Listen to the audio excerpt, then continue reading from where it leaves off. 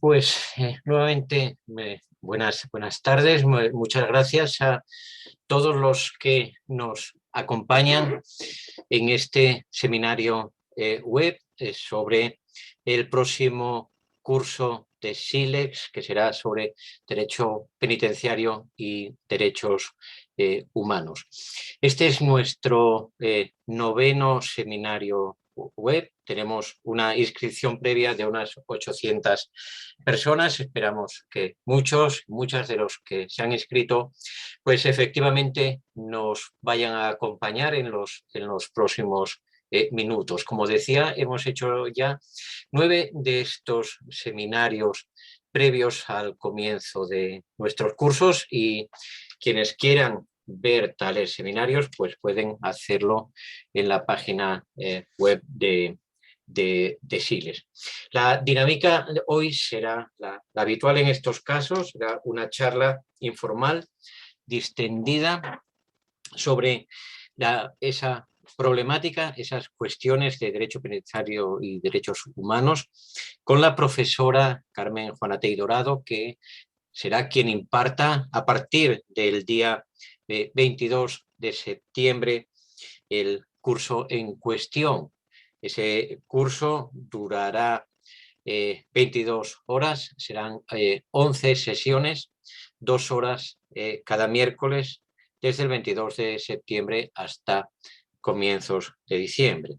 Nosotros en SILEX hemos querido, tenemos el propósito de hacer de este curso algo bien especial porque entendemos que la problemática es enormemente importante, es relevante desde cualquier punto de vista teórico y práctico. Hablamos de derecho penal, hablamos de penas privativas de libertad, hablamos de derechos de los presos, hablamos pues de una cuestión socialmente importante, política y moral y jurídicamente importante, un asunto candente y un asunto problemático en muchos de nuestros países, y esa es la razón que nos lleva a querer darle a este curso una promoción especial y un tratamiento especial, pero al final de esta charla, de esta sesión, me referiré un poquito más en detalle a ese asunto. Ahora pues es el momento de darle la bienvenida a mi querida amiga Carmen Juanatey, catedrática de Derecho Penal de la Universidad de Alicante, que muy generosamente se ha brindado no solo a estar hoy aquí con nosotros, sino a impartir ese curso que promete ser importante y será importante. Hola Carmen, ¿qué tal? ¿Cómo están las cosas en Alicante? Bien, bien. Por Alicante está bien. Calor todavía. Mucho calor. Calor todavía. Bueno, Sí. pues calor siempre en Alicante. Bueno, Carmen, pues yo lo primero que querría plantearte, pedirte, es que nos cuentes un poquito de ti. ¿Quién es Carmen Juanatey? ¿Por qué estudiaste Derecho? ¿Cómo fue tu trayectoria académica inicial? ¿Por qué terminaste en el derecho penal? Si será por azar, como a veces nos sucede, o por una vocación precoz. ¿Cómo fue tu trayectoria inicial en este mundo académico de penalistas y otras malas hierbas? Pues estudiar Derecho fue yo creo que podría haber estudiado otras cosas, pero me gustaban de pequeña las películas de juicios y me gustaba lo de ejercer como abogado, que luego me he dado cuenta de que yo creo que es casi la única profesión que creo que ya, bueno, creo no la voy a llevar a cabo ya nunca y no lo echo de menos, la verdad. Pero a mí me gustó de la carrera sobre todo el derecho penal. Creo que es una cosa que también le pasa a mucha gente, ¿no? Que el derecho penal tiene cierto atractivo. Me gustó el derecho penal por razones de cómo estaba la universidad, posibilidades de quedarme en la universidad no había, y como me gustaba el derecho penal y pensé en hacer una oposición, pero la oposición de judicaturas, bueno, por supuesto notaría, registros, de eso no quería yo nada, pero sí me planteaba judicaturas o fiscalía, pero me parecía que era un esfuerzo muy grande y no tenía claro que a mí me gustase ser juez, que fuese eso lo que a mí me gustaba. A mí me gustaba la universidad, básicamente. Entonces pregunté en el departamento de penal y me hablaron de unas oposiciones de prisiones que era para el cuerpo técnico de instituciones penitenciarias. Y eran unas oposiciones que eran pues relativamente asequibles, porque eran como la mitad de temas de judicaturas, y además me pareció maravilloso porque yo estudié la carrera en Santiago de Compostela. Cuando estudias la carrera en un lugar más o menos pequeño y además donde vive tu familia, pues tú lo que quieres es salir. Yo lo que quería era salir. Entonces, como para esa oposición hacía falta tener criminología, pues vi el cielo abierto. Dije, pues me voy a Madrid a estudiar criminología, que entonces no había en Santiago, y preparo las oposiciones. Y eso fue lo que hice. O sea, estudié criminología en Madrid porque convalidaban un año, era una cosa relativamente fácil comparado con derecho. Entonces hice 2 años en uno y ya al año siguiente convocaron las oposiciones, las aprobé de jurista criminóloga y estuve 5 años trabajando en prisiones. Y eso es lo que ha hecho que yo haya seguido siempre trabajando en derecho penitenciario. Es decir, que me gusta mucho el penal y cuando empecé en la universidad sí que empecé con temas ya más de penal, pero sin dejar nunca el derecho penitenciario, que me parece que tiene mucho interés y que creo que que es importante trabajarlo. Uy, no te oigo. Perdón que se me había desconectado el micrófono. ¿Cómo fueron esos 5 años de trabajo en las prisiones como Pues jurista de instituciones penitenciarias? Pues la verdad es que fueron unos años en principio buenos porque o sea, era muy joven, claro, tenía 23 años, pero eran años buenos en el sentido de que eran el 84 y la cosa estaba cambiando. O sea, estábamos en un momento, en ese momento era ya director general Martínez Zatto, que era fiscal, que fue luego fiscal general del Estado, y la verdad que aprovecho para decirlo porque fue una persona que desde mi punto de vista hizo muchísimo por el cambio en las prisiones y sin embargo creo que no se le ha dado, no se le ha conferido la atención que creo que merecía. O sea, él se enfrentó mucho a la gente en prisiones, a los directores antiguos, para ir cambiando las cosas, cambiando desde el punto de vista desde poner calefacción para los presos que se morían de frío a pues cesar directores que pues no ponían en marcha determinadas cuestiones que había que poner en marcha, ¿no? Entonces, esos 5 años fueron buenos porque estábamos en una situación en la que veías que venían cambios a mejor, a mejor. Y luego también tuve la suerte de que estuve en prisiones relativamente tranquilas y buenas. O sea, una prisión en Lugo, un año, y luego En estuve Lugo. 4 años, ¿perdón? No, en Lugo estuviste, volviste a Galicia para eso. Sí, sí, sí, sí, sí. Sí. O sea, en Lugo y luego.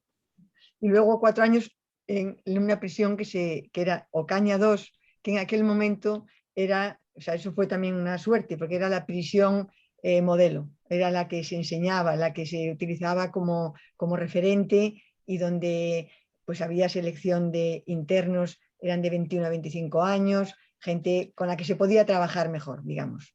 Entonces, esa experiencia para mí fue buena, o sea, fue muy buena porque aprendes mucho, ves también cuáles son los problemas y bueno, fue una muy buena experiencia. Lo que pasa es que a mí me gustaba pues la docencia y me gustaba la universidad. Eso era yo tenía claro que eso era lo que a mí me gustaba más y cuando me surgió la oportunidad pues no me lo pensé. Y te fuiste ya a la universidad a preparar tu tesis doctoral. Así es. ¿Y sobre qué trabajaste en tu tesis doctoral? Pues sobre la eutanasia. Ahí una de las cosas que yo no hice, a pesar de que se me aconsejó, y esto creo que va a tener que ver con algunas de las cuestiones que pueden surgir después, y es que el derecho penitenciario nunca se ha considerado mucho entre los penalistas. O sea, penalistas quieren trabajar la dogmática pura y trabajar derecho penitenciario. Creo que cada vez menos, creo que eso está cambiando porque además hay temas verdaderamente muy interesantes en el ámbito penitenciario y desde luego importantes para la gente. Pero a mí lo que se me dijo fue que me olvidase del derecho penitenciario y que me pusiera a trabajar en derecho penal. Nunca fui una gran dogmática tampoco, es decir, que no me he dedicado a la dogmática, siempre he enfocado mis temas desde el punto de vista muy práctico, no tan dogmático, filosófico, ¿no? Pero tú Pero tienes, por lo que dices, tienes una situación bien peculiar y se supone que ideal, ¿no? Penalista, o sea, derecho penal, dogmática, más estudios de criminología, más estudios y ejercicio de derecho penitenciario. Esa es una combinación inusual y sobre el papel se diría que ideal, ¿no? a ver, desde luego para trabajar el derecho penitenciario, sí. O sea, a mí me ha sido, claro, muy de una enorme utilidad el conocer una prisión, haber trabajado dentro, saber cómo funciona. Ya hace mucho tiempo las cosas han cambiado, eh, pero, pero la experiencia es importante. Son 5 años ahí que vas, o sea, que estás dentro, que ves lo que es y que trabajas con la gente que está cumpliendo condena. Y eso, por supuesto, es algo que ya no, que se queda, que no se va. Aunque las cosas cambien y pues hay muchas cosas que a lo mejor ahora sigo teniendo contacto con la prisión y hago trabajos de clínica penitenciaria que voy con los internos, pero, pero bueno, sí que hay muchas cosas que han cambiado que yo ya, pues que no tienen nada que ver con mi época, ¿no? Pero bueno, pero sí que es una experiencia buena. Y luego también he estado 12 años de magistrada suplente, con lo cual también he tenido esa otra visión del derecho que me gustó mucho, pero ahí confirmé que no hubiera querido ser juez toda mi vida. Son esas cosas que dices, bueno, a mí lo que me gusta dar clase, me gusta leer, me gusta estudiar y Y a los jueces de vigilancia penitenciaria, ¿cómo los ves? Eso es un trabajo bien sensible y delicado, ¿no? a ver, yo siempre digo en todos estos cursos de derecho penitenciario que me parece una figura fundamental y que en España desde luego fue decisiva. O sea que en aquellos momentos que decía antes, cuando yo empecé a trabajar en prisiones, fue el momento de los comienzos, que eran difíciles. O sea, pues digo que la experiencia fue buena en el sentido de que aprendí mucho y fue el momento de todo el cambio porque en aquel momento la verdad es que no fue fácil, porque había imagínate, el derecho penitenciario, la administración penitenciaria estaba en manos de pues, la mayor parte de funcionarios que habían operado durante el franquismo, había gente ya muy quemada, pero en ese momento estaba entrando gente joven, estaban sacando muchas plazas y entrando mucha gente joven.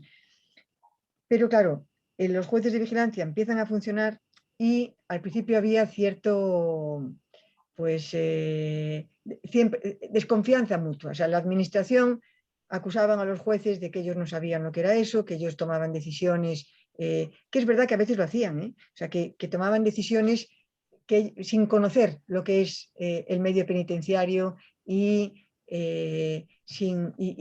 bajo la desconfianza de los funcionarios. Y por otro lado, los jueces pues consideraban que sí, que los funcionarios eran, pues eso, venían del franquismo, que lo que hacían era restringir los derechos. Entonces, pues eso, en un primer momento, pues no había un buen engranaje.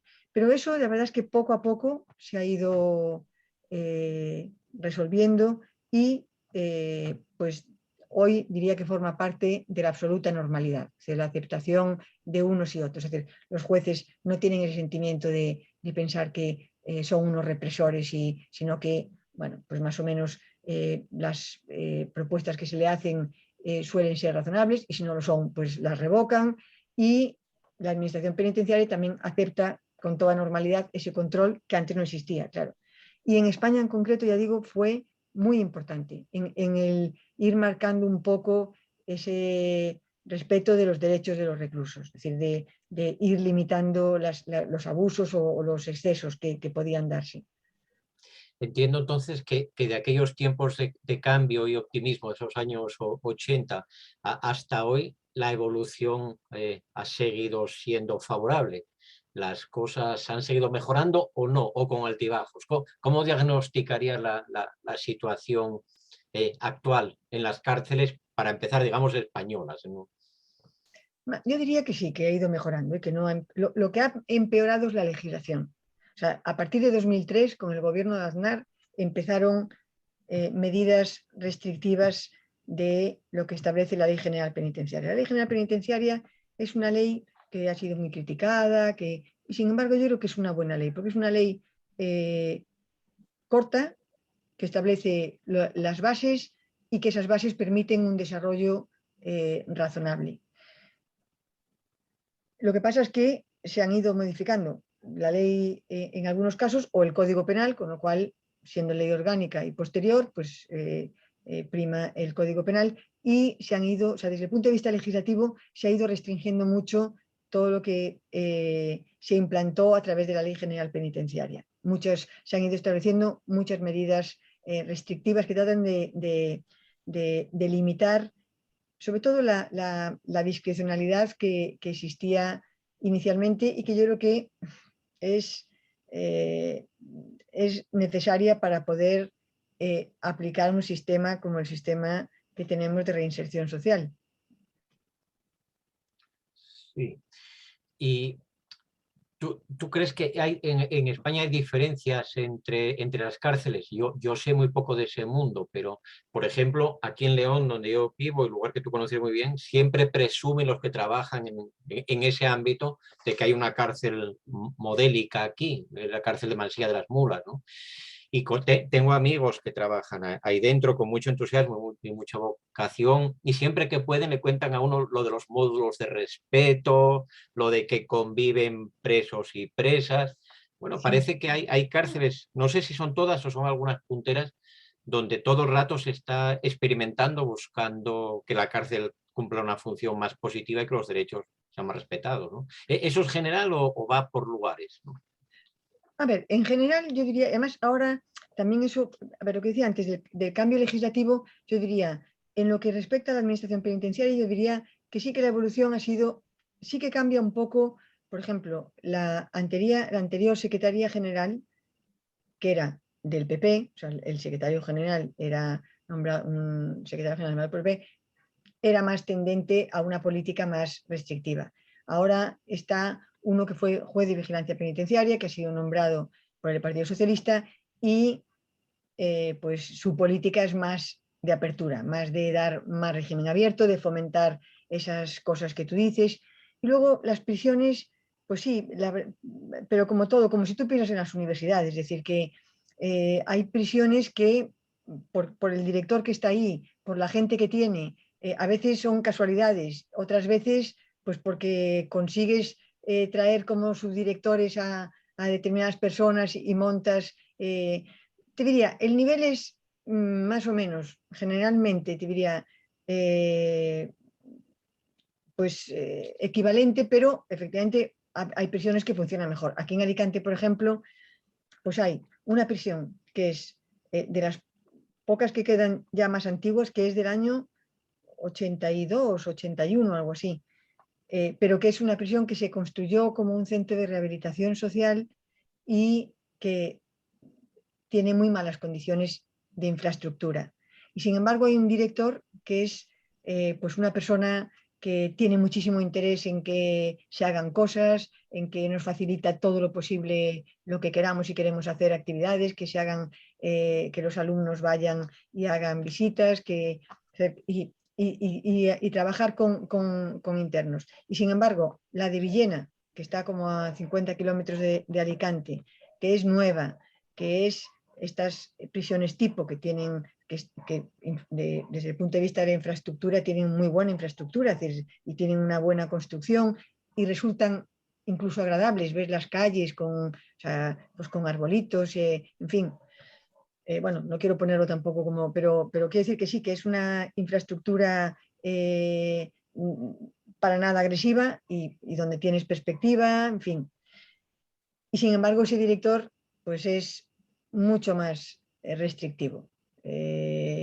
No facilita tanto la posibilidad de acceder, de realizar actividades, Entonces, claro, eso sí que, pues, lógicamente tiene que ver con eso. Sí que este es un buen momento por el secretario general nuevo que tenemos, que sí que él tiene interés en fomentar, pues eso, que entren muchas asociaciones en la prisión para que colaboren, voluntarios, etcétera. Pero la sociedad conoce poco las prisiones y lo que pasa dentro y la función, ¿verdad? Porque conocemos las prisiones por las películas, ¿no? O por ciertas películas. Uno vive aterrado ante la perspectiva de acabar un día en la cárcel por un mal paso porque se imagina que le van a pasar todas esas cosas que en las películas se ve y que quién sabe si en algunos lugares suceden, ¿no? Es decir, que en cuanto uno entra, pues le pegan, lo violan, que tiene que ganarse el respeto a puñetazos. Todo eso en realidad no pasa nada, pasa un poco o depende. A ver, pues puede pasar. Es decir, que yo diría que hay control, control absoluto, pues no, pero ahí también es verdad que, como todo, es decir, depende de los medios que tengas. Es decir, los funcionarios de vigilancia, que son simplemente los funcionarios que tienen que vigilar, pues tienen también una función muy importante desde el punto de vista de lo que sería, pues, la reinserción entendida en sentido amplio. Es decir, un buen funcionario de vigilancia, y yo he conocido buenos funcionarios de vigilancia, son gente que están viendo, que están mirando, que están viendo los movimientos, que están viendo qué pasa. Entonces, estos pueden adelantarse a cualquier problema. Pero claro, que haya grupos de presión entre los presos, que entre uno y que, o sea, a ver, hay medios para tratar de evitar, o sea, pues si alguien entra y dice que alguien hay ahí que le puede, bueno, pues que se puede vengar con él o que, pues es una razón justificada para separarle y para tenerle apartado y no tenerle en el módulo donde está esa persona, etcétera.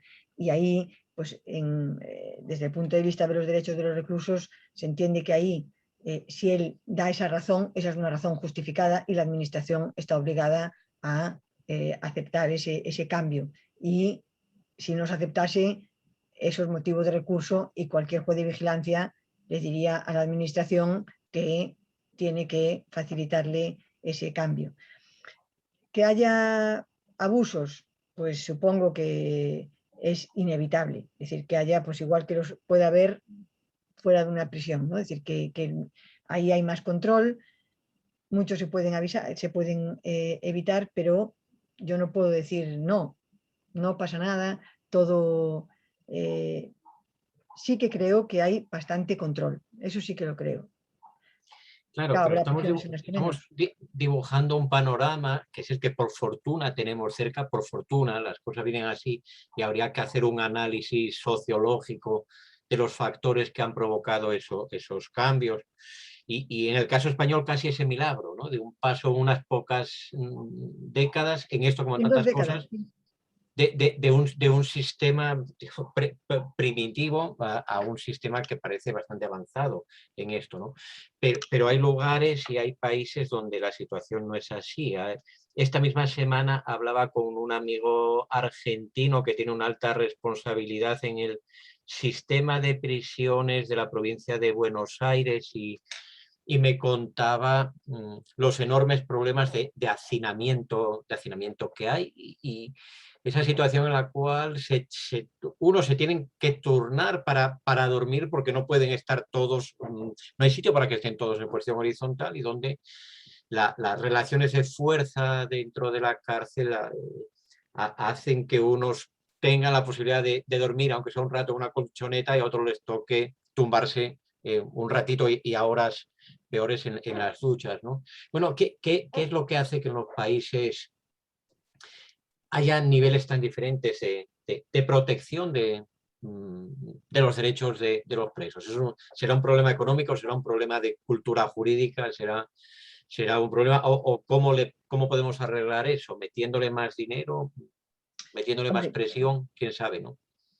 desde luego, con más dinero es obvio que sí. Es decir, que eso sería absolutamente necesario.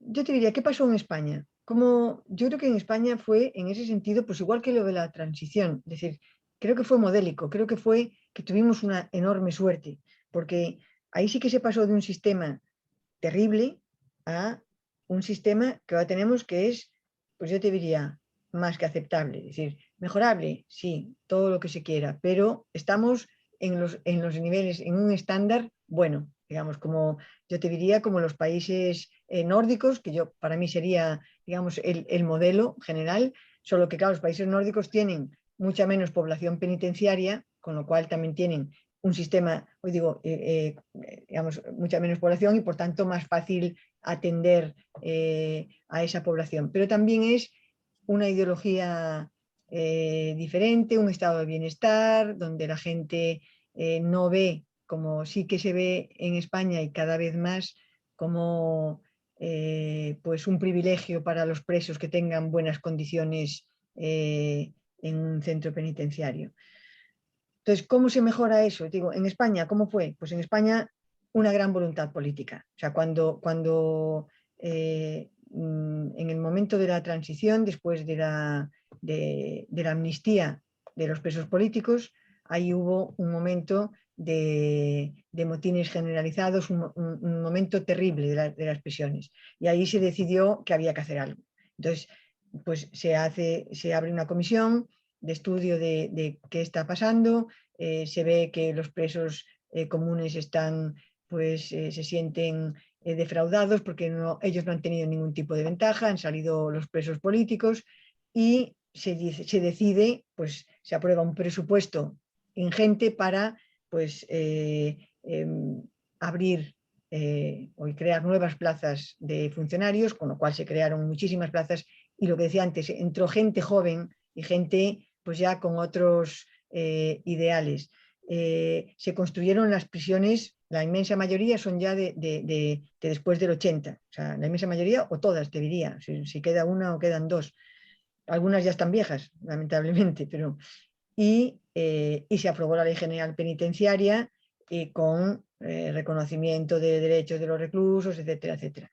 Es decir, que ahí hubo una voluntad política clara y también vivíamos un momento distinto, porque ahora es el opuesto, ahora es el populismo punitivo y es pues más demanda de más penas, más prisión, etcétera. Pero en aquel momento...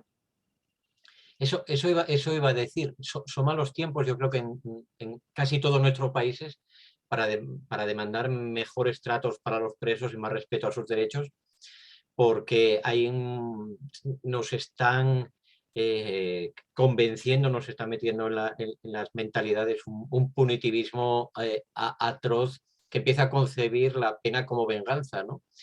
Y hay demasiada gente inducida quizá por los medios que piensa que no que en los derechos, sino que cuanto más sufran los presos, casi mejor, porque de mejor manera purgan sus faltas, ¿no? En ese ambiente es muy difícil que socialmente se consideren justificadas esas inversiones en nuevos edificios, más funcionarios, mejor formación, etcétera. Sí. Sí, lamentablemente es así. Lo que pasa es que al mismo tiempo, te digo, sí, al mismo tiempo que la legislación se ha ido endureciendo y más delitos, más pena de prisión, la prisión permanente revisable, que no teníamos. Sin embargo, yo te diría que desde el punto de vista del funcionamiento de las prisiones, ahí yo diría que más o menos, ya digo, salvo esa época así del PP, que restringían más las salidas, yo diría que la evolución ha sido con esos pequeños altibajos, pero que no me parecen, digamos, tan importantes como podría ser, digamos, que pasásemos a tener un hacinamiento total. Sin embargo, a pesar de que la evolución general ha sido de mayor restricción, sin embargo, la reforma de los delitos de tráfico de drogas, que tenían unas penas salvajes, pues ahí hubo una reforma que precisamente fue en sentido contrario al punitivismo y se introdujo un tipo atenuado o sea, se rebajaron las penas de los delitos de tráfico de drogas, los básicos, y además se introdujo un tipo atenuado y eso disminuyó, vamos, y eso estamos todos convencidos de que ese ha sido el factor que ha reducido muchísimo la población penitenciaria. Estábamos en 68, algo así, hace, pues no sé, 8 años, una cosa así, y ahora estamos en 56. Y las 56.000. cárceles están, si pensamos en esa función resocializadora que la Constitución asigna a la pena privativa de libertad, se está alcanzando, se está cumpliendo. Las cárceles, podríamos decir que están en dos sentidos la pregunta, ¿no? En abstracto tiene sentido pensar que la cárcel resocializa, incluso la buena cárcel, y dos, si respondemos que sí, de hecho está ocurriendo, o es verdad eso que se dice que son escuelas de delincuencia y que nada bueno sale de ahí, ¿no? Hombre, la prisión obviamente tiene efectos negativos, está claro. Es decir, si tú piensas que la gente entra en prisión, bueno, pues va a estar privado de libertad, está sufriendo un castigo, la mayor parte de la gente no va a aceptar que ese castigo está justificado, sino que siempre hay mecanismos de justificación en los que tú ves que se te ha condenado y que esa condena es injusta por las razones X que sean. Y luego también entras en un ámbito donde todos los que están ahí han cometido delitos. Es decir, son gente, muchos, pues algunos muy delincuenciados, otros menos, pero bueno, que el medio obviamente pues es muy complicado pensar que eso pueda resocializar. Pero al mismo tiempo, te diría,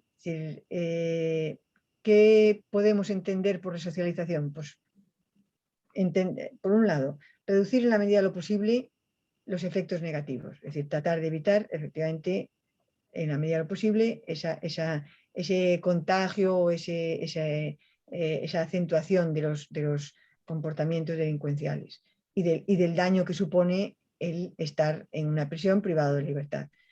Y por otro lado, pues ofertar herramientas que puedan ser útiles a la persona para salir en alguna medida en mejores condiciones.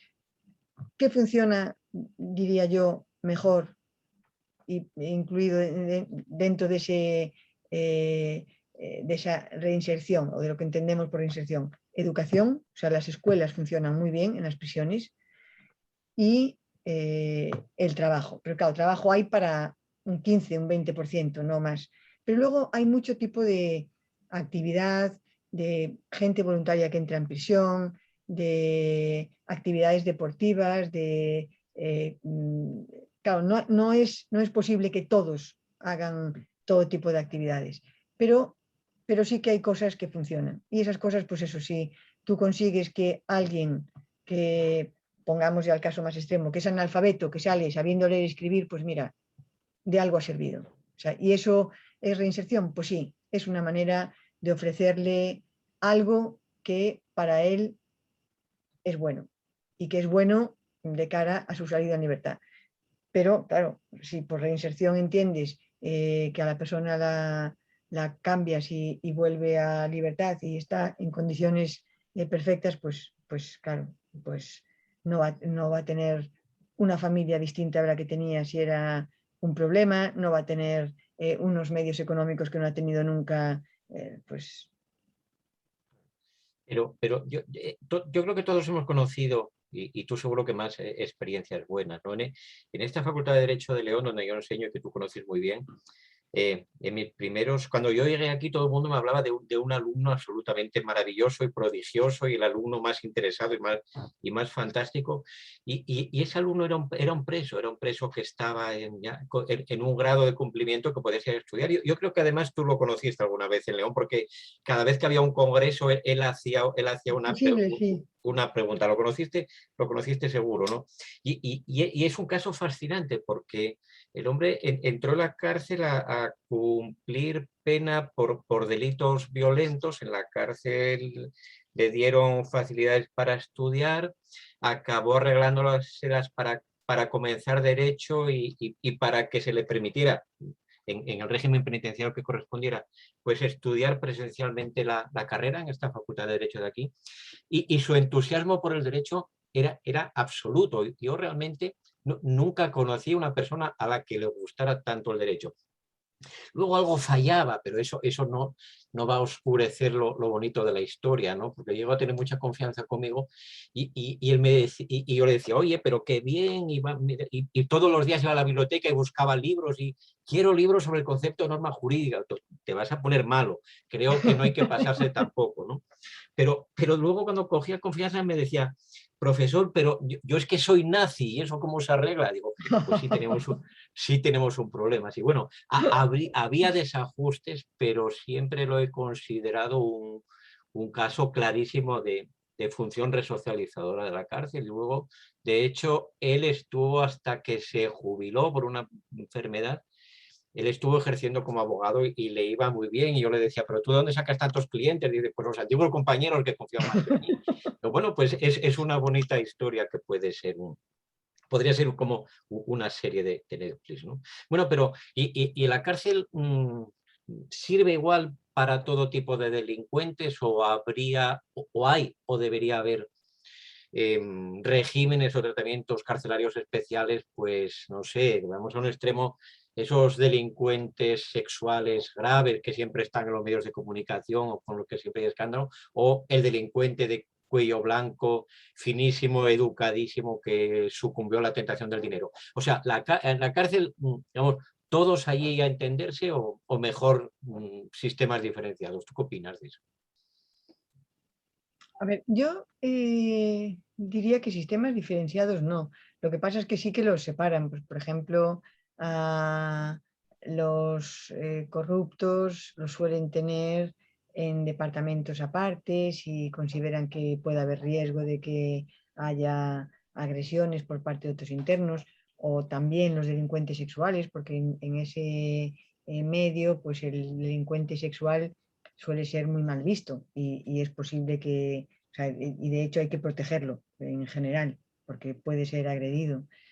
Entonces, pero yo diría que regímenes especiales, yo diría que no. O sea, a ver, ya hay, digamos, centros penitenciarios en función de la peligrosidad, es decir, de que sean casos más graves. Ahora ya lo que hay son estos establecimientos en España, eh, los centros tipo que tienen, digamos, módulos, y cada módulo tiene pues presos en función de eso, de la peligrosidad, desde que estén en primer grado, que sería el más restrictivo, segundo grado, el régimen ordinario de vida, y el tercer grado, que sería ya el régimen que permite salir al exterior, régimen abierto, permitiría ya un régimen abierto. Lo que yo creo que sí que habría que establecer es la idea de reinserción, que claro, es decir, cuando se habla de los delincuentes de cuello blanco que están reinsertados, bueno, ¿por qué están reinsertados? Es decir, es que yo creo que hay que reinterpretar esa idea. Es decir, en su caso, no, el problema no es que no tenga dinero fuera, que no tenga una casa, que no tenga una familia. Los problemas son otros. Y este señor, pues ahora, por ejemplo, en el ámbito penitenciario, han aprobado unos programas para precisamente delincuentes corruptos. Bueno, yo es que creo que hay un caso, o sea, que desde el punto de vista criminológico se ha estudiado que son gente narcisista, gente psicópata, en el sentido de que son incapaces de ver un poco más allá y del daño que hacen, y de un egoísmo furibundo. Encima es gente inteligente, capaz de, pues, hacer pues lo que ha pasado con algún delincuente, que dinero destinado a Haití para construir un hospital, el país más pobre del mundo, pues compra un apartamento o alguna cosa así, ¿no? Que dices, bueno, a ver, este señor tiene un problema serio. O sea, entonces, bueno, pues, ¿por qué no necesita reinserción? Yo creo que sí que necesita algún tipo de tratamiento. ¿Lo hay? Pues en la medida en que lo hay, es decir, porque los medios son escasos, pero creo que sí, que no se puede decir que no necesiten reinserción. Incluso sus familias son familias que de algún modo apoyan esa actividad, incluso el medio en el que se mueven. O sea, todos los delincuentes corruptos que nosotros tenemos, es decir, ¿qué pensamos? ¿Que Rodríguez Rato, sus allegados le dirán, pero cómo hiciste eso, qué mal está esto que has hecho? No, seguramente no. Sí, sí, Entonces, yo así es. diría, Cárceles especiales no, tratamiento, digamos, específico sí, es decir, que necesitan, digamos, en estos programas que se han aprobado para estos delincuentes corruptos, parece ser que hay pues, la posibilidad de que tengan que trabajar en determinados centros donde, pues imagínate, o que tengan que encontrarse rato con unos pensionistas que han perdido todos sus ahorros. Pues me parece bien y que les oiga y creo que eso puede ayudar a que se dé cuenta porque de que lo que ha hecho no es algo que no tiene, digamos, víctimas. Tiene víctimas y víctimas muy claras. Sí, sí. Y bueno, y ya tenemos que llegar, el tiempo pasa, al tema de los derechos. Naturalmente, yo creo que podríamos decir en términos generales que muchos de los derechos fundamentales de los presos naturalmente tienen que modularse, por así decir, o adaptarse. ¿Qué hacemos, por ejemplo? Se me ocurre el ejemplo más rápido y uno de los derechos que en tu curso se tratará, ¿no? ¿Qué hacemos con el derecho a la intimidad de los presos, ¿no? ¿Hasta qué punto se podrá proteger o hasta qué punto merece ser protegido o hasta qué punto tiene que sentir que es una de las pérdidas que la pena acarrea, una pérdida de intimidad también? ¿Cómo encontramos el equilibrio ahí? No sé. ¿O qué A ver, programas hay o qué planteamientos, ¿no? ahí, claro, es decir, que es de los derechos más gravemente afectados, porque lógicamente pasas a tener una vida en comunidad y restringida en la que tú no tienes libertad para decidir hoy me voy aquí y mañana me voy allá, o hoy me acuesto a la 1 de la madrugada. Es decir, que es, digamos, lo que es tu vida privada, es decir, las cosas, o compartir celda, porque en muchos casos tienen que compartir celda. Claro, lo que hay ahí es una doctrina, tanto del Tribunal Europeo como española, donde, digamos, van marcando un poco las pautas de en qué medida, digamos, están justificadas las limitaciones. Por ejemplo, eso que hablaba antes, es decir, si alguien está compartiendo celda y no quiere compartir celda con esa persona y da razones que justifiquen, pues porque esa persona, pues desde que no se entiendan nada, porque se caen muy mal o porque no sé qué, pues yo creo que ahí la administración, desde el punto de vista de la protección del derecho a la intimidad, puesto que le está manteniendo en una celda con dos cuando debería estar solo, pues debe atender esas razones. Y si hay posibilidades de que le pueda trasladar a otra celda con otro interno, yo creo que ahí está obligada a hacerlo. Es decir, que en ese caso no hay ninguna razón para restringir su intimidad, salvo que no tenga otra alternativa a la administración para que tenerle con esa persona, por las razones que sean, pero tendría que justificarlo la administración. Entonces, digamos que esa es un poco la tónica de lo que debe ser la protección de la intimidad. Por ejemplo, el Tribunal Constitucional ha dicho que la celda es un domicilio del interno. Bueno, pues si es un domicilio, pero claro, es un domicilio que no tiene la misma protección que el domicilio de las personas libres, es decir, se pueden practicar registros, pero sí que hay determinadas medidas para practicar un registro. O sea, que el registro no se puede practicar de cualquier forma y en cualquier circunstancia, sino que tiene que pasar ciertos controles y ser controlado por el juez de vigilancia. Bueno, pues son, digamos, dentro de lo que implica esa restricción fuerte de la intimidad de las personas, sí que conservan su derecho a la intimidad en alguna medida. Claro, pero todo parece condicionado por algo que no solo es política penitenciaria, sino, sí, política jurídica en general, si se puede decir, o política penal, que es que sabemos que en muchos países, y tú antes mencionabas lo que en España pasa o pasaba también, el problema está en que entran más de los que salen, es decir, es una población carcelaria altísima lleva inevitablemente a severas limitaciones de los derechos. El ejemplo lo estaba poniendo y es muy claro. Si no hay una celda, un espacio privado para cada recluso, hay que amontonarlos, ¿no? Pero por esa vía podemos llegar a esos extremos que antes decíamos y que en muchos países se dan, ¿no? Sí, pero A mí a veces siempre con los queridos amigos de algunos países muy preocupados por los derechos Sí. de los presos allá y con todo fundamento. Y muy conmovidos esos amigos por algunas decisiones jurisprudenciales que mandan ante la reclamación de los presos que ven vulnerados sus derechos más primarios y elementales, ¿no? Pues es muy común que cortes que son o que se tienen por muy progresistas dicen, bueno, pues ordeno que el gobierno en el plazo máximo de 2 años disponga la creación de centros penitenciarios para 20.000 presos más. Y el gobierno dice tururú, como diríamos en España, ¿no? Y mi debate con esos amigos siempre es, ¿no?, lo progresista en el sentido de lo comprometido con los derechos sería que esos jueces dijeran, bueno, pues presos a la calle. Es decir, un programa de liberación de espacios si es que no hay medios o tiempo para ampliación de espacios, ¿no? Bueno, ¿cómo solucionamos ese gran problema de que entran más presos de los que salen y que por tanto eso lleva sí o sí a la restricción cada vez mayor de esos derechos?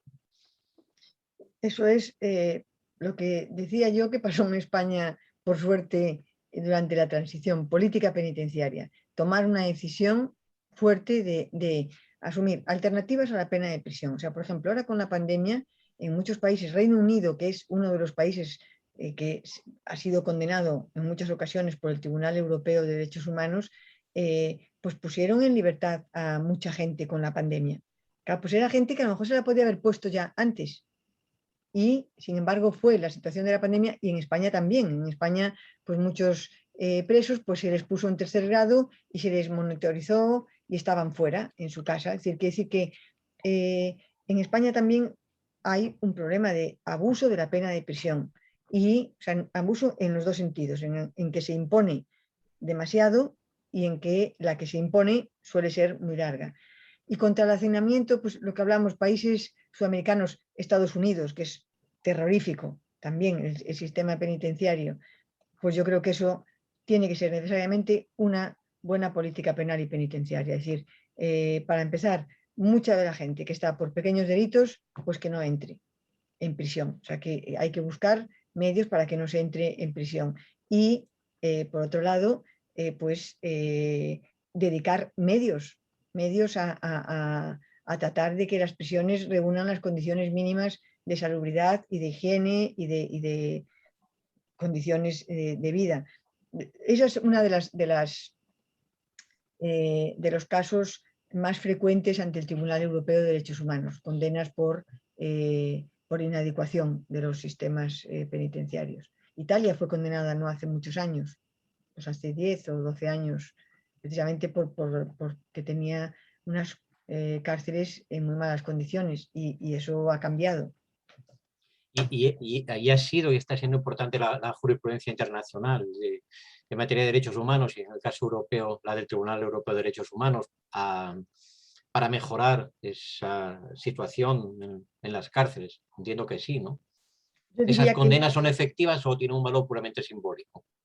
a ver, claro, tienen mayor eficacia, yo creo, en los países más desarrollados. En Rusia, en Rumanía, Ucrania, etcétera, pues no sé, Turquía, pues creo que pues si tienen que pagar una indemnización, a lo mejor la pagan cuando la paguen. Pero claro, es que ahí pues partimos de sistemas terribles. Por ejemplo, el Reino Unido lo condenan, pues sí que ha cambiado su legislación, que era la que motivaba pues la que motivó muchas de las condenas. Es decir, en No, España también, sí, perdona, no, dime. no digo que en España también algunas de las condenas, que yo diría que en España en general en los últimos años las condenas a España del Tribunal Europeo son más por cuestiones jurídicas, cuestiones conflictivas pues la doctrina Parot, es decir, de cómo interpretamos la acumulación de penas, etcétera. Pero sí que se asume la decisión del Tribunal Europeo. Pero hoy hay muchos medios para controlar las conductas de las personas. Tal vez se están utilizando los recursos de todo tipo existentes que permiten tener a alguien controlado, por así decir, vigilado, bajo condiciones que restrinjan un poco su libertad y disminuyan la posibilidad del delito, pero fuera de la cárcel, o se sigue yendo, como decimos aquí en España, a piñón fijo a pensar en la cárcel. Habría que reformar, habría que enriquecer el sistema de penas y controles, o tiene sentido seguir pensando que no, que hay una parte retributiva en la pena también y que se paga a la sombra. ¿Tú qué opinas de eso? No, yo creo que, vamos, que en nuestro Código Penal se podría prescindir de muchísimos delitos, de los delitos leves, desde luego. O sea, es decir, que no es necesaria ahí la prisión para nada. Y creo que hay que asumir el riesgo también. O sea, quiero decir pues si piensas que el no utilizar la pena de prisión para los hurtos implica que pueden incrementarse los hurtos, pues habrá que controlar más para que no haya tantos hurtos, pero creo que es un riesgo que hay que asumir porque creo que lo otro es mucho más perjudicial. Mira, veo en el chat que preocupa mucho ese tema que estamos tocando del hacinamiento, ¿no? Hay quien nos hace y te hace la pregunta del millón, que diríamos por aquí también. Dice, ¿cuál es el primer paso, el paso esencial para evitar el hacinamiento? Si nos consultan esos amigos argentinos, colombianos o donde sea, bueno, y nos dicen, tenemos un hacinamiento, denos en un minuto la solución, y lo que usted diga nosotros lo vamos a aplicar. ¿Qué consejo le damos? ¿Qué consejo le das? Hombre, yo creo que estoy segura de que abuso de la pena de prisión hay, con seguridad. Es decir, que probablemente muchos que están en prisión podrían estar fuera sin gran problema social. Entonces, eso ya es una manera de reducir. Y segundo, pues dedicar medios económicos a el sistema penitenciario. O sea, hay que dedicar medios económicos. Como se hizo, te digo, yo creo que en España ahí fue pues que tuvimos mucha suerte, pero fue así, es decir, que las prisiones que existían en ese momento, que no reunían condiciones mínimas, todas esas se fueron cerrando y se fueron construyendo prisiones nuevas. Pero claro, eso tienes que tener un momento político como el que tuvimos y pues unos políticos que verdaderamente quieren cambiar las cosas y que la población también, digamos, estábamos queriendo cambiar las cosas. Entonces, ¿cómo se modifica, cómo se puede evitar el hacinamiento? Pues recurriendo menos a la pena de prisión. Yo creo que hay delitos menos graves, delitos leves que tienen asignada pena de prisión y se puede evitar, y luego pues mejorando las condiciones de las prisiones, claro. Es decir, tienes que invertir dinero. Supongo que la formación de los funcionarios también ha de ser bien importante, ¿no? Y trabajar el tipo de relación que mantenga el funcionario con el preso, imagino, porque ese amigo argentino con responsabilidades en ese ámbito que antes yo citaba, me decía, bueno, es que lo que nos ocurre aquí es que al fin y al cabo el funcionario y el preso provienen del mismo barrio, del mismo estrato social, comparten una cierta cultura popular o muchísimos elementos, y es el azar lo que ha llevado a uno a robar y al otro a hacerse con un trabajo allí. Y eso él lo decía, eso supongo que se puede ver como ventaja o inconveniente, porque la comunicación también será importante que sea fluida, pero este amigo mío lo mencionaba como un problema, como diciendo, bueno, acaban todos viviendo en el mismo mundo oscuro, y los funcionarios al final no desempeñan la función que les corresponde, que sería esa, como tú dices, de vigilancia, asesoramiento, cuidado, etcétera, sino que se integran, por así decir, en los mismos grupos, en las mismas bandas, Ya. desempeñando otro rol, ¿no? Yo supongo que claro, cuanto peores sean las condiciones de la prisión, peor será el trabajo y peor estarán los trabajadores también. O sea, que su trabajo les resultará mucho más complicado, más difícil, más duro y le dedicarán menos esfuerzo. Claro, en la medida, yo eso también un poco lo he vivido, es decir, en la medida en que la gente joven entra y que pues empiezan a ver pues, un sistema que más o menos les permite hacer las cosas de manera más o menos razonable, sin asumir un riesgo, porque claro, si tú estás en una prisión que está masificada, pues obviamente el funcionario puede hacer muy poca cosa, porque lo que tiene que hacer es evitar que pueda ser agredido y mantenerse, digamos, al margen y controlar lo que pueda. Mientras que en una prisión que tenga un funcionamiento mínimamente razonable, pues los funcionarios están ahí con los presos y charlan y están por aquí y ven y miran. Es que, claro, yo creo que lo que no podemos pretender es, sin medios económicos, mantener un buen sistema. Es que es muy caro un sistema penitenciario aceptable, es muy caro. Sí, claro. Y si hablamos de derechos, no solo están los derechos de los internos, también están los niños, por ejemplo, ¿no? ¿Cuál es la buena regulación cuando hablamos de presos o presas especialmente que tienen niños pequeños o que tienen bebés? ¿Servirá o no servirá? ¿Satisface el derecho o lo vulnera tener a un bebé viviendo dentro con la mamá presa? ¿Eso será mejor, será peor? ¿Hay estudios, hay ideas, hay experimentos? ¿Cómo trabajamos eso? Mira, yo ahí lo que yo conozco, o sea, fíjate que cuando se aprobó la Ley General Penitenciaria, se permitía a las madres con niños menores de 6 años tenerlos consigo. Y eso, por proteger al menor, se redujo a los 3 años. Y sin embargo, yo creo que es un error. Claro, todo va a depender de qué en condiciones vayas a tener a los niños.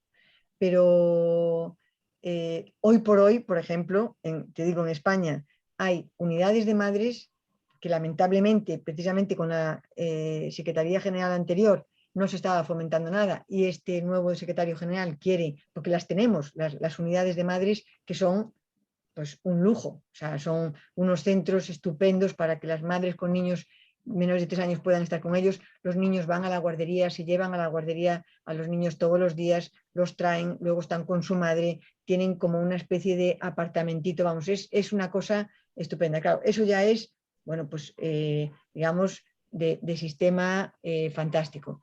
Pero por otro lado, pongamos que no tengamos eso, es decir, centros de mujeres donde las mujeres puedan tener los niños consigo. Pues salvo que las condiciones sean terroríficas, los niños están bien con su madre. Sí, salvo, claro, obviamente, esa decisión se toma siempre y cuando se considera, ahí hay un control por parte fiscal que considere que lo mejor para el niño es estar con su madre. Es que si está fuera para el niño puede ser mucho peor, porque a lo mejor está en peores condiciones o el niño con... Ahora mismo, por ejemplo, en España, a mí lo que me decían las funcionarias es que los niños estaban mucho mejor porque estaban con asistencia médica, cuidados, están ellas ahí controlando, tienen condiciones de habitabilidad buenas, van a su guardería, vuelven de la guardería. Bueno, te diré que en Italia, en un centro de mujeres donde estaban con las mujeres con los niños, pusieron una guardería para los niños, o sea, pertenecía al centro penitenciario, estaba como fuera, pero pertenecía al centro. Bueno, pues esa guardería, por lo visto, funcionaba tan bien que se convirtió en una guardería para toda la población y entonces iban todos los niños porque funcionaba muy bien. O sea, eso ya, digamos, diríamos, eso ya es el ideal, ¿no? El no va más. Sí, Yo claro. diría, salvo que la madre sea un problema, los niños están bien con sus madres. Y si el centro penitenciario, y en España hoy más o menos las condiciones son buenas, los niños están bien con su madre. Y separarlos de su madre, y por eso yo creo que fue un error cambiar lo de la edad, de bajarla a los 3 años. Si pasados los 3 años se considera que el niño no está bien, vale, pues el niño que no esté con la madre en prisión. Pero es que en esas condiciones en que están los niños, yo conocí la prisión de Yeserías, que era una prisión de mujeres que estaban con los niños, y era, pues eso, una prisión del año 83-84, o sea, una prisión antigua. El ambiente que veías era realmente bueno. Entre las madres con los niños jugando entre ellos, en fin, yo lo que percibías allí era que era bueno para los niños. Bueno, pero yo tengo que romper ahora una lanza por mi género o sexo o lo que sea. Bueno, ¿y los padres qué? O sea, Los padres que, y cómo integramos en esa vida familiar donde, pongamos, la mamá está presa y estamos de acuerdo en que es fantástico ese sistema de que ella tiene al niño, lo protege y la cárcel, el sistema pone todo de su parte? Bueno, ¿y al papá cómo lo integramos? ¿Cómo lo integramos en eso? O al revés, ¿cómo integramos a la mamá si el preso es el padre? O sea, la cuestión es, ¿el niño siempre con la mamá? a Bueno, ver, en general, claro, como son bebés, si los madres sí, están amamantando, tienen que estar con la madre. claro. Pero, a ver, yo siempre he dicho que en eso la legislación pues, es discriminatoria, porque debería también favorecer que pueda haber padres que tengan a los niños consigo en aquellos casos donde o no hay madre o la madre no se hace responsable o por las razones que sean va a ser el padre que se haga cargo. Que eso no está previsto, por ejemplo, en nuestra legislación.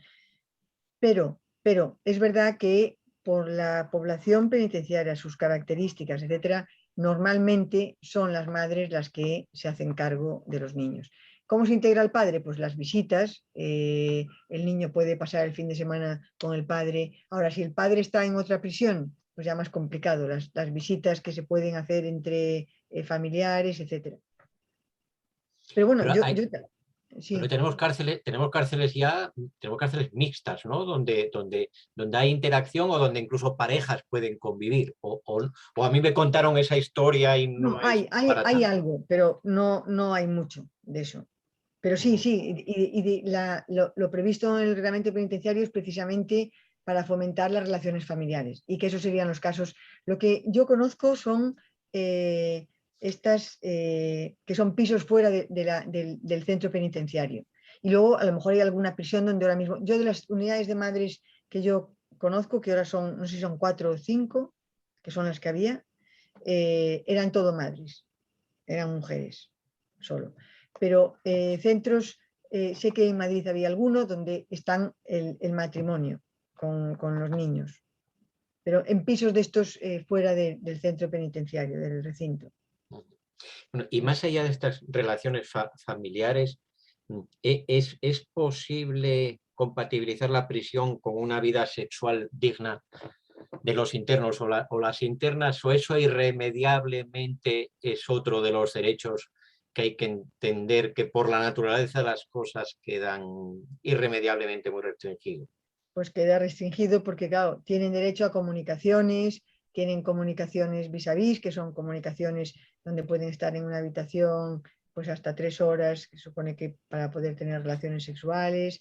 Hay visitas familiares donde pueden reunirse también con toda la familia, digamos, eso ya no sería para relaciones sexuales, pero obviamente es otro de los derechos que se ve afectado, claro. Es decir, que no pueden, o sea, toda su vida, digamos, una vez que tú entras en prisión, toda tu vida está mediatizada y tú no tomas las decisiones que tomas en tu vida cotidiana de decidir, no, pues ahora voy a hacer esto y ahora me voy a... No, es decir, no, tu vida está Tú, privada tú, de libertad.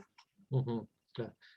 Bueno, esto me lleva, vamos a ir terminando enseguida, pero tú mencionabas que en tu juventud, cuando trabajabas en el sistema de prisiones, tu función era la de jurista de prisiones, ¿no? Los presos están bien asesorados jurídicamente. Ese derecho que creo que se puede articular así, como parte del derecho al debido proceso incluso. Es decir, el preso que está cumpliendo una pena debería tener información fiable, solvente, sobre cómo marcha su proceso, cómo marchan sus recursos y en eso estamos, qué posibilidades tiene asesoramiento sobre cuándo pasar al segundo o tercer grado.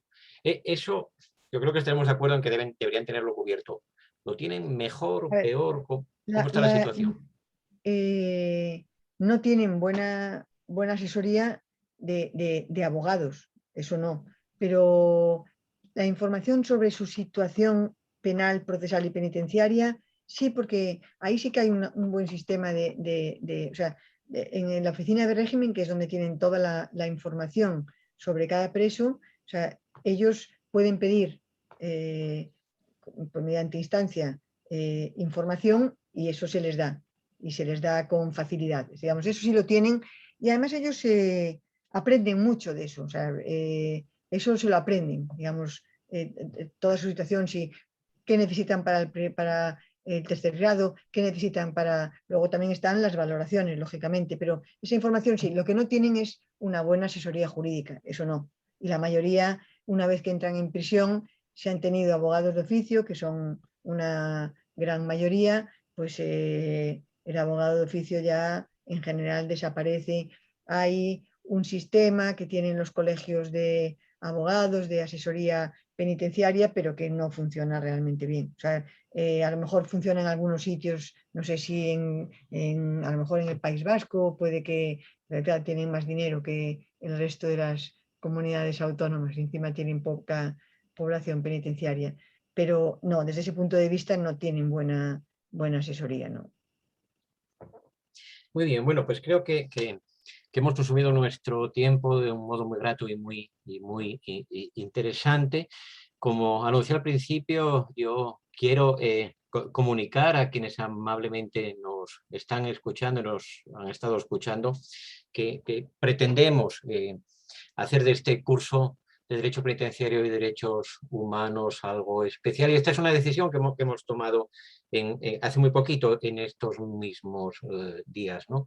Nos parece que este es uno de los temas de enorme importancia, enorme trascendencia social, bajo cualquier punto de vista, no solo bajo el punto de vista jurídico y hasta de la teoría del derecho, sino también práctico, político, moral, económico y de todo tipo. Y por eso lo que pretendemos hacer con este curso que tú nos vas a impartir, Carmen, es pues como una, un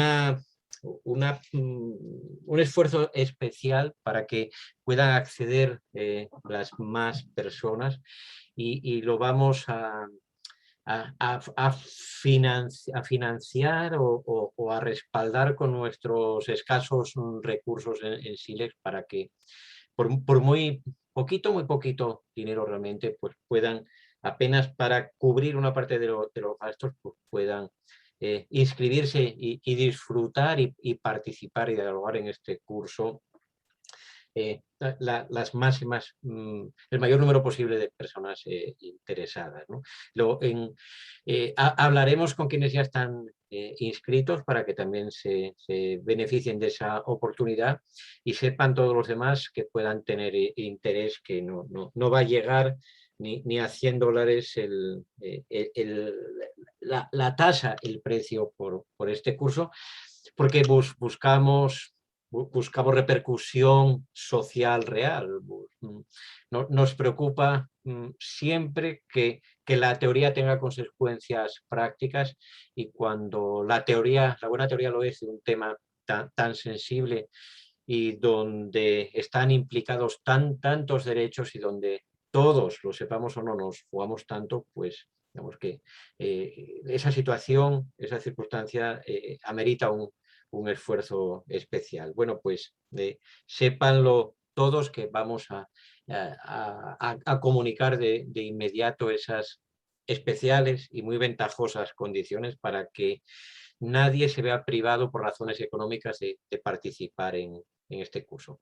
Gracias, Carmen. Estaremos a partir del 22 contigo y escuchándote y participando y dialogando y te agradezco y te agradecemos todos, incluidos los que van a ser tus estudiantes, pues este esfuerzo que estás haciendo y que vas a hacer para transmitirnos los mejores conocimientos en esta cuestión tan relevante y para dialogar y participar con nosotros. Ahí nos vemos pronto, seguimos en contacto. Muy Mil bien, gracias y gracias a ti. un gran abrazo. Venga, Bueno, abrazos. y con esto Chao. pues damos por concluida esta sesión. He estado tratando de ver en el chat algunas de las preguntas o de las inquietudes mayores. no nos queda tiempo para más, pero podremos hablar de muchas más cosas a lo largo de este curso en cuanto comience. Aquí despedimos la reunión. Un Vale. abrazo Chao. y hasta Abrazos. pronto. Chao. Chao. Hasta bien pronto. Chao.